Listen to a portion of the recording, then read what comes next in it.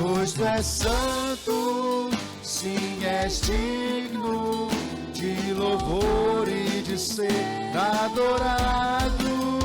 És bondoso, Pai querido, dentre todas as coisas tu és verdadeiro, Senhor.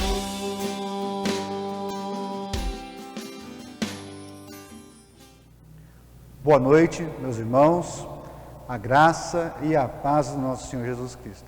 Sejam todos muito bem-vindos a mais uma EBD, a nossa Escola Bíblica Digital, e possamos, nesses poucos minutos, possamos crescer em sabedoria, em conhecimento do nosso Deus. Nós estamos estudando a primeira carta de João, já estamos quase terminando.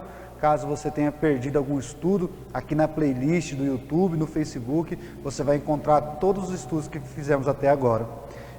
Vamos ter um momento de cântico, e após esse momento de cântico nós iremos para o nosso estudo. Nós vamos cantar o cântico do Salmo 96, Cantai ao Senhor um cântico novo. E esse cântico novo, ele deve ser sempre uma inspiração nova. Sim, é o reconhecimento de tudo que Deus tem feito de bom em nossas vidas, e isso nos motiva a sempre a louvar com alegria. Sim, grandes coisas o Senhor tem feito por nós, e é por isso que nós estamos alegres, e é por isso que nós louvamos ao nosso Deus. Então eu convido a você a louvar conosco, e logo após o cântico nós iremos então para o nosso estudo. Louvemos ao nosso Deus.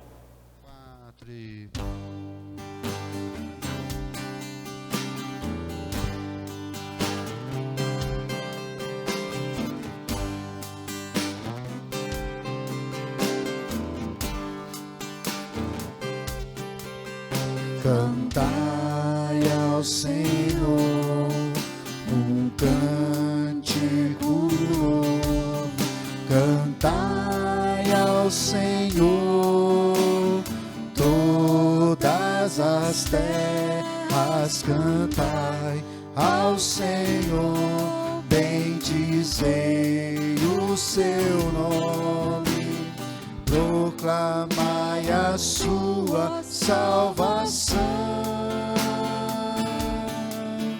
anunciai entre as nações a sua glória, dentre todos os povos as suas maravilhas, porque grande é o Senhor e muito digno de ser louvado, mais temível do que falsos deuses. Glória e majestade estão diante dele, força e formosura no seu santo ar. Glória e majestade, glória e majestade estão diante dele, força e formosura no seu santuário.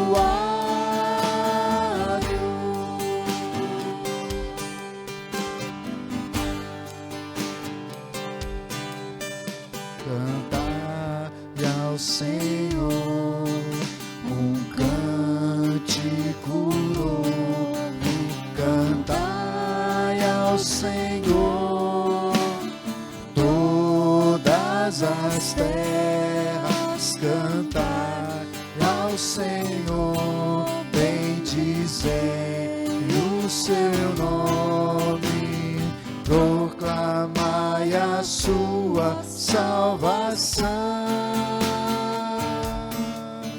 anunciai entre as nações a sua glória, e entre todos os povos as suas maravilhas, porque grande é o Senhor e muito digno de ser louvado, mais temível do que falsos deuses. Glória e majestade estão diante dele, força no seu santuário, glória e majestade estão diante dele, força e formosura no seu santuário.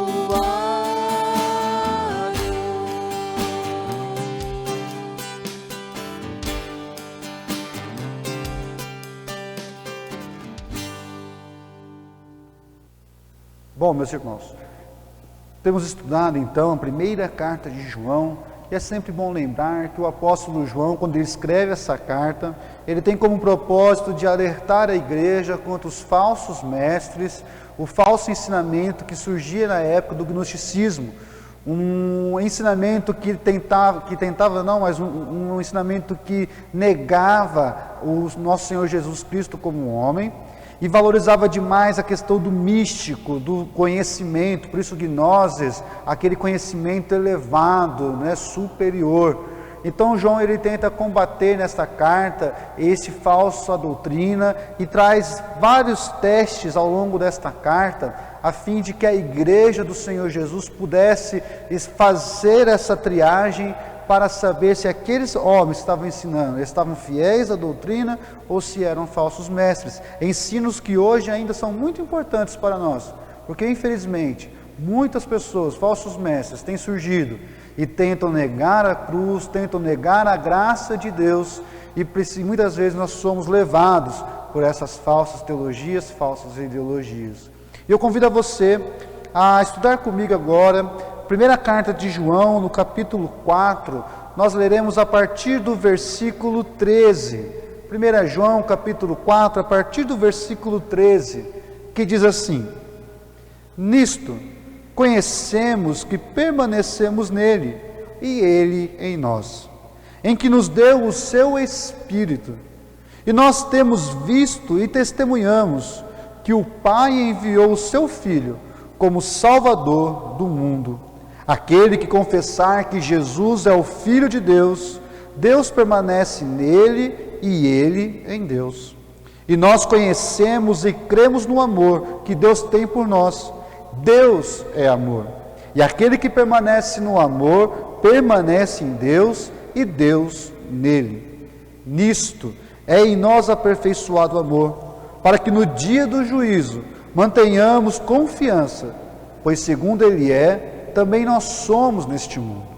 No amor não existe medo. Antes, o perfeito amor lança fora o medo. Ora, o medo produz tormento, logo, aquele que teme não é aperfeiçoado no amor. Nós amamos porque ele nos amou primeiro. E se alguém disser que ama a Deus e odiar a seu irmão, é mentiroso, pois aquele que não ama seu irmão a quem vê, não pode amar a Deus a quem não vê. Ora, temos da parte dele este mandamento, que aquele que ama a Deus, ame também o seu irmão. Como nós dissemos, João ele traz em sua carta alguns testes para que a igreja pudesse comprovar se aqueles ensinos estavam em autenticidade. Então João ele traz alguns testes com relação ao social, a relação ao doutrinário e também com relação à ortodoxia, ao ensino. E agora a gente vê que nesse final de capítulo 4, João ele vai unir tanto a questão doutrinária como essa questão social. E o tema desse capítulo 4 como um todo, nós já falamos a respeito do amor como um todo. Agora João ele vai focar nesse amor que temos por Deus e Deus tem em nós. Esse amor ele precisa ser manifestado de uma maneira horizontal, né? É necessário que nós amemos amemos o nosso próximo. Aliás, esse é o mandamento, que nós amemos uns aos outros. E algumas lições importantes nós aprendemos aqui nesse texto, que eu quero pensar aqui com os irmãos. Primeira coisa importante é a nossa união com Deus. Veja bem que João ele começa dizendo a partir do versículo 13, dizendo, olha, nisto nós conhecemos e permanecemos nele e ele em nós, em que nos deu o seu Espírito. E nós temos visto e testemunhado que o Pai enviou seu Filho como Salvador do mundo. Aquele que confessar que Jesus é Filho de Deus, Deus permanece nele e ele em nós. Veja bem que aqui é interessante que a relação da permanência de nós em Deus, ele não se dá de uma maneira mística, ela não se dá de uma maneira sobrenatural, de uma maneira esotérica, do jeito que ensinava os gnósticos, né, de algo espiritual. Também, como muitas pessoas hoje em dia ensinam que a relação com Deus é algo que nos tira da nossa existência, que nos leva para um outro lugar. Não, João está dizendo aqui que a nossa permanência em Deus e Deus em nós, ela antes de tudo, ela é uma experiência palpável, ela é uma experiência real, ela não é feita de emoções. Por isso que o apóstolo Paulo, lá em Romanos, ele diz que o nosso culto a Deus, ele é um culto racional, não somente de emoções. Então a permanência de Deus, antes de ser algo subjetivo, ela é uma relação objetiva. Nós temos a convicção da permanência, da amizade, da intimidade com Deus. E essa convicção, ela parte do Espírito Santo. Olha que legal a trindade aqui, Jesus, Deus Pai, o amor de Deus Pai, e é necessário o Espírito Santo. Este Espírito que Jesus ele fala que vai mandar lá, que a gente lê em João, né, e desce no Pentecostes, é esse Espírito que não nos deixa sozinhos, que é o Paráclitos, é esse o Espírito que nos dá a convicção que nós permanecemos em Deus, que nós estamos em Deus. Veja bem que somente pelo Espírito Santo nós podemos ter essa plena convicção.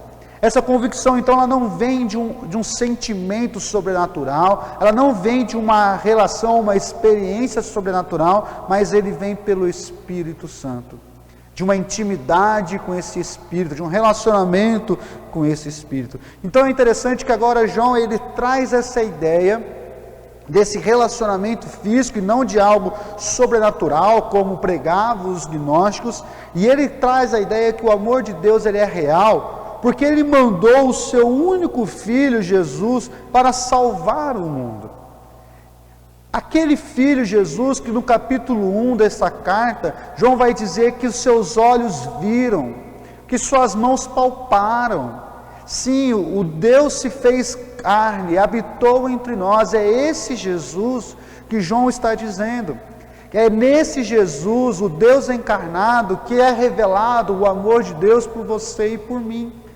E João está dizendo que todo aquele que confessa o Senhor Jesus, que confessa o amor de Deus, permanece em Deus e Deus está nele. E o confessar aqui não é um confessar por palavras, mas é um confessar com atitudes. A nossa vida, as nossas atitudes, elas devem ser, elas confessam que o Senhor Jesus nos ama, que nós temos uma vida em Cristo. Veja bem que é muito fácil dizer, Jesus te ama para alguém. Agora, viver o amor de Jesus para que o outro possa experimentar é algo muito mais difícil. Por isso que o nosso relacionamento com Deus, ele não pode ser um relacionamento esotérico, um relacionamento sobrenatural, mas um relacionamento físico. É interessante que é a ideia mais ou menos da lua, né? A lua ela não tem luz própria, a lua ela reflete a luz do sol, e é isso que nós fazemos. Quem tem um relacionamento íntimo com Deus, ele brilha através da sua vida, não a sua luz, mas a luz de Deus, sim, e essa luz nós só chamamos de amor.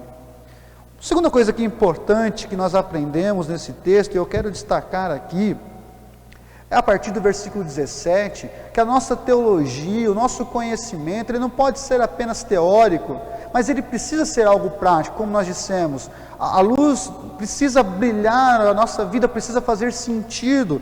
E aqui nós vemos a partir do versículo 17, que o amor, ele é a confiança que nós temos em Deus, de passarmos ileso no dia do juízo.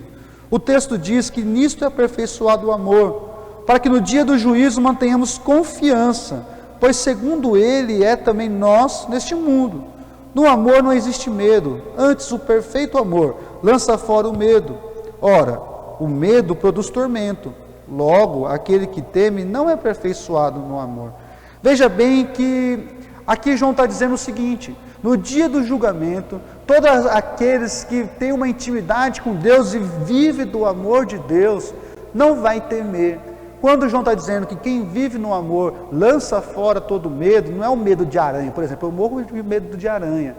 E ter amizade e intimidade com Deus não me livra desse ter medo de aranha. Aqui, o medo que João está dizendo é o medo durante o dia do juízo final. Veja bem que todos nós sabemos que um dia nós iremos nos encontrar com Deus e prestaremos conta. E muitas pessoas têm medo desse dia, porque sabe, conhece as coisas de errado que fez no passado.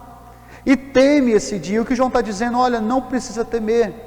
Porque o amor, a experiência que você tem com Deus, esse amor garante o que vai lhe acontecer no juízo, o perdão que você teve em Cristo Jesus. Jesus perdoou a sua dívida, é por isso que você não precisa ter medo. Tem uma música do Raul Seixas, que ele vai dizer que ele tem medo da ideia de Deus observando ele o tempo inteiro. É esse o sentimento daqueles que não conhecem a Deus tem. Desse Deus que está olhando, desse Deus que vai jogar na cara deles tudo de errado. Quem não tem a Jesus, como está dizendo aqui o apóstolo João, ele tem medo, teme por causa das suas ações. Veja bem que nós, os cristãos, aqueles que tivermos suas vidas transformadas por Cristo Jesus, ele ama a Deus, ele respeita a Deus, ele não tem medo de Deus. O temor a Deus, como nos diz o texto, é o princípio da sabedoria. Saber quem Deus é, nos dá a Ele reverência, mas não medo de pavor. Não, nós conhecemos e experimentamos do amor de Deus. É interessante que quem crê em Cristo Jesus não tem medo do passado, não tem medo do presente, nem do futuro, porque sabe que a dívida do passado foi paga graças ao sacrifício de Cristo. Sim, nós fomos justificados por Cristo Jesus. Isso é uma ideia importante na teologia, justificação. Não é por nosso mérito, mas por causa de Cristo Jesus, por isso que é graça, por causa de Cristo Jesus, aquilo que nós fizemos de errado no passado, as coisas que cometemos de errado no presente, nossos tropeços do presente e do futuro, eles não serão colocados contra nós, porque Cristo pagou a nossa dívida. Cristo é o Cordeiro de Deus que tira o pecado do mundo. Então nós não precisamos viver com medo, pelo contrário, nós somos chamados a viver no amor, a usufruir do amor, como o apóstolo João diz aqui, o medo produz tormento. Logo, aquele que teme não é aperfeiçoado no amor. Nós não somos chamados para ter um relacionamento com Deus, de pisar em ovos, de ter medo, não. Nós somos chamados para usufruir e experimentar do amor de Deus a cada dia, sim. E o amor de Deus a nós, ele gera uma resposta no próximo. É uma lei da física, cada ação gera uma reação. Quando nós somos e experimentamos do amor de Deus, é inevitável que esse amor se lance ao próximo. Sim, nós amamos, porque Ele nos amou primeiro. O versículo 19 diz, nós amamos, porque primeiramente recebemos do amor. Sim, Deus é amor. Não é possível amar sem Deus, porque o amor não é Deus, é que Deus é amor. E porque Deus é amor e Ele nos amou, é que nós temos a capacidade de amar. É interessante que na cultura grega, onde você tinha um grande panteão de deuses, aqueles deuses, eles se relacionavam com os homens a partir do que o homem fazia por eles. Agora Deus não, esses falsos deuses dos gregos, né? Agora Deus, Ele se relaciona com nós não por aquilo que fazemos com Ele, porque nada que nós pudéssemos fazer pode agradar a Deus. Ele se relaciona com nós porque Ele é um Deus de amor, um Deus de graça, e Ele sabe que nós não podemos alcançar o critério que Ele quer. Então João deixa claro, nós amamos porque Ele nos amou, e quando Ele nos amou, quando nós experimentamos deste amor, nós nos tornamos canais de bênção para os outros. Olha o que diz o versículo 20, acompanhem comigo. Se alguém disser, amo a Deus, e odiar o seu irmão, é mentiroso, pois aquele que não ama seu irmão a quem vê, não pode amar a Deus a quem não vê. Preste atenção aqui comigo. Isso aqui é muito importante. É impossível amar a Deus, um Deus invisível, sem amar o nosso irmão que é visível. É impossível. É impossível você ter um relacionamento vertical sem ter um relacionamento horizontal. Veja bem, é muito fácil amar e servir alguém que nós estamos vendo. É muito fácil ter um relacionamento com alguém que a gente vê, com alguém que a gente pode tocar. Se a gente não consegue ter um relacionamento com quem a gente vê, com quem a gente pode tocar, que é mais fácil, a gente não vai conseguir ter com Deus. Se você não consegue amar o seu irmão, aquele que você vê, você não vai conseguir amar ao Deus que você não vê. E Lucas, quem que é o meu irmão? Às vezes a gente tem a gente acredita que o irmão é aquele que a gente mais gosta, né? Nossos amigos prediletos. Não, o irmão é aquele que está na sarjeta, o irmão é aquele que passa necessidade, o irmão é aquele que nós não queremos estar perto. Basta lembrar a parábola do bom samaritano, quando perguntam para Jesus, quem é meu próximo? E a resposta de Jesus, o próximo é aquele que ele menos esperava, era o improvável. Então amar ao próximo é aquele que está próximo de você, é aquele que está o mais perto de você, independente de quem ele seja. Se você não conseguir amar alguém que está próximo de você, independente de quem ele seja, você não vai conseguir amar a Deus. Sim, tem um teólogo chamado Calvino, um teólogo extremamente importante para nós que somos calvinistas, e ele tem uma frase interessante que eu quero dizer aqui. Calvino vai dizer que é uma falsa jactância quando alguém diz que ama a Deus, mas negligencia a sua imagem que está diante dos seus olhos. Isso é maravilhoso. Nós entendemos e cremos porque a Bíblia nos diz que todos nós fomos criados à imagem e semelhança de Deus. Isso é lá em Gênesis que está escrito. Se eu não consigo amar o meu irmão, então eu não amo a Deus. E eu sou um hipócrita, porque eu não consigo amar a imagem e semelhança de Deus que está na minha frente. Sim, o amor de Deus por nós, ele é de maneira horizontal.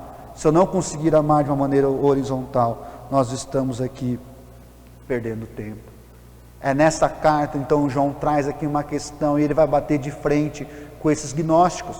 Esses gnósticos estavam mais preocupados com uma coisa espiritual, os gnósticos estavam preocupados mais com esse transcendente, os gnósticos estavam mais preocupados com essa questão esotérica, sobrenatural.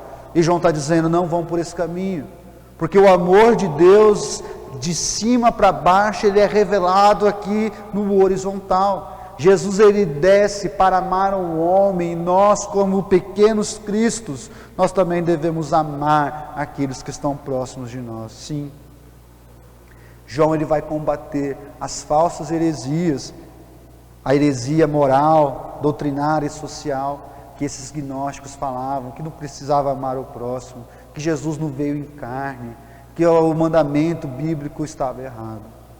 E a última lição importante que nós tiramos aqui, que é a conclusão do capítulo 4, leia comigo o versículo 21. Ora, temos da parte dele este mandamento, que aquele que ama a Deus, ame também o seu irmão.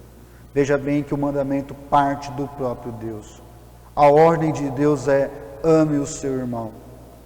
Jesus, ele resume toda a lei, todos os mais de 600 mandamentos que temos no Pentateuco, na Torá, ele resume em 2. Amar a Deus sobre todas as coisas e o próximo como a ti mesmo. E aqui o novo mandamento que João vai dizer, novo mandamento em expressão, mas já é um mandamento antigo, é o mandamento de amar ao próximo. Lucas, você está falando tanto de amar, amor, o que é amar? O amor em Deus que nós aprendemos na Bíblia não é um sentimento. O amor de Deus que aprendemos na Bíblia não é algo que mexe com a nossa barriga, que nos mexe com nossas emoções. Amor é renúncia, é abrir mão da nossa vida, planos, sonhos em favor do próximo. João 3,16, porque Deus renunciou, porque Deus abriu mão, porque Deus entregou o seu único filho por amor a você e a mim. Sim, porque Deus amou o mundo de tal maneira que ele entregou o seu filho. É isso que nós devemos fazer, entregar a nossa vida pelo próximo. Esse é o chamado do cristão. E a minha oração é que nós, como igreja do Senhor Jesus, você que nos assiste, que participa conosco, não sei qual igreja você é, mas a minha oração é que nós como igreja possamos ser essa expressão máxima do amor de Deus. A minha oração é que nós aqui, Igreja Presbiteriana de Divinópolis, possamos ser a expressão máxima do amor de Deus aqui neste bairro, aqui nessa cidade, que possamos brilhar a luz, possamos revelar o amor de Deus para aqueles que estão longe. Amém? Feche seus olhos, quero orar. Pai, muito obrigado a Deus por esses momentos, muito obrigado por tudo que o Senhor tem feito por nós. Obrigado por Tua palavra que nos exorta, a palavra que nos revela os nossos pecados, a palavra que nos ensina. E pedimos a Deus que esse amor que temos experimentado de Ti, que possamos também transmitir àqueles próximos de nós. Que possamos, ó Deus, ser instrumentos de Ti para levar o amor para aqueles que tanto necessitam. Essa é a nossa oração que fazemos em nome de Cristo Jesus. Amém. Que Deus os abençoe, um forte abraço e até mais.